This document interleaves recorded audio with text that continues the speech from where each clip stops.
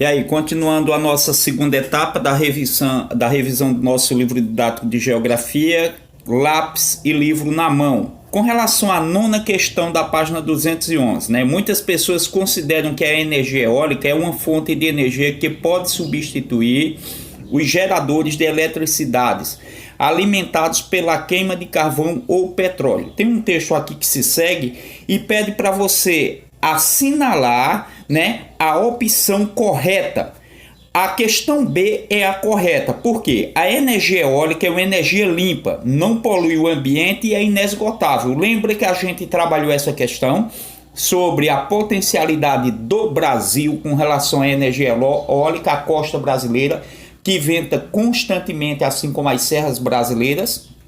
Então, a opção B é essa aqui. Então, é energia eólica, é uma energia limpa. Isso ninguém contesta, né? E não polui o ambiente. E é inesgotável, porque vento tem todo dia. Corresponde àquela primeira questão que nós debatemos com relação a esse assunto, né? Da energia eólica, que foi na revisão anterior.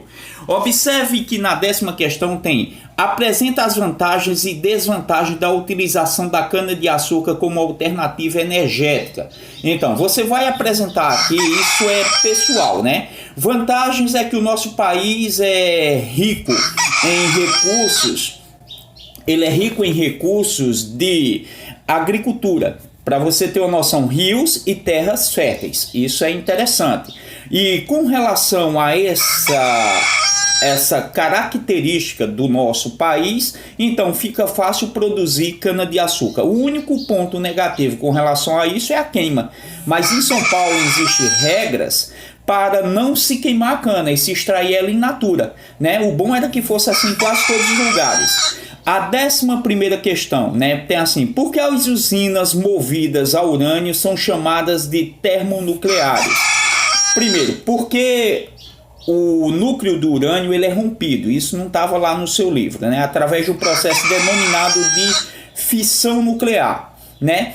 A partir desse momento da fissão, do rompimento do núcleo atômico, libera calor e aumenta a pressão na água e tubulações, fazendo girar a turbina. Isso é interessante. Então, porque a fissão nuclear leva à liberação de calor, que aumenta a pressão da água nas tubulações, fazendo girar a turbina. É muito parecido com o processo ali existente das hidrelétricas. Só que nesse conceito aqui é a fissão do núcleo atômico do urânio, né, que faz a liberação do calor para movimentar essas turbinas através da água ali existente. Você tem na 12ª questão aqui os mapas, né, com as bacias hidrelétricas do Brasil, né? E as bacias hidrográficas e hidrelétricas do Brasil. Aí, com relação a essa informação aqui, aí você observa a opção. Para completar corretamente o texto, as lacunas devem ser preenchidas respectivamente. Primeiro, o maior potencial hídrico disponível do Brasil encontra-se na bacia amazônica, né, na região norte. E o recurso que até o momento teve seu principal, né, mais utilizado para a construção das usinas hidrelétricas encontra-se na bacia do Rio Paraná, é onde está a maior parte da concentração das hidrelétricas do Brasil. Já passei isso para vocês, que o Rio Paraná é onde está a maior parte da concentração. Aqui tem: preparando-se para o vestibular e o Enem. Identifique com base no quadro acima uma fonte de energia que é considerada a maior responsável tanto pelo efeito estufa quanto pela formação de chuva ácida e justifique sua resposta.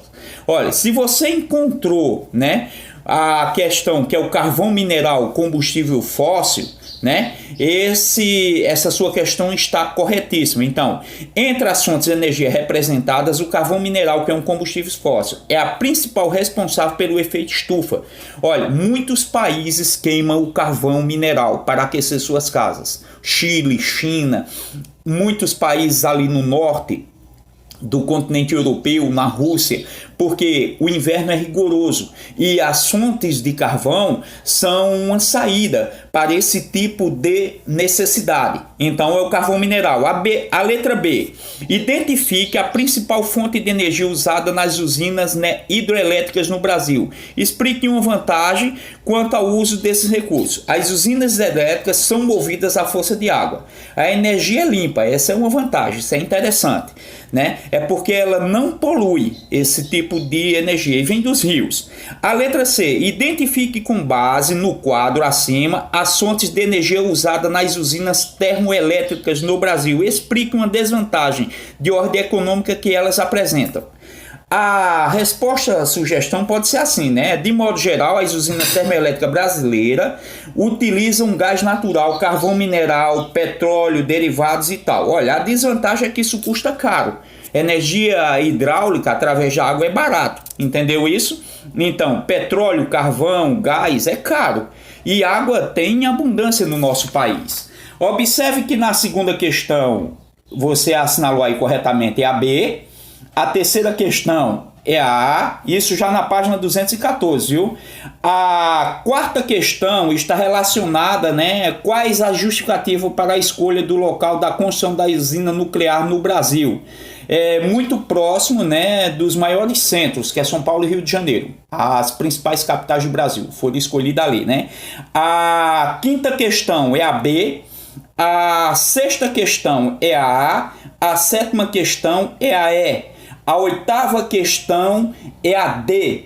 A nona e última questão é a C. C de carro. Então, se você tiver qualquer dúvida aqui com relação a essas questões que você assinalou, só vai perguntar que o professor, né, responde. Quando eu estava corrigindo ali de vocês, foi na bucha. A maioria acertou, né, na veia mesmo assim, né?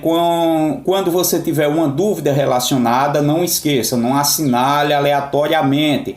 Pergunta o professor lá no horário da aula, até 10h30. Depois disso, se a pergunta veio 11, veio meio-dia, eu respondo à noite quando chego, tá ok? Abraço aí a todos e lembre, faça a revisão coerentemente. Abraço.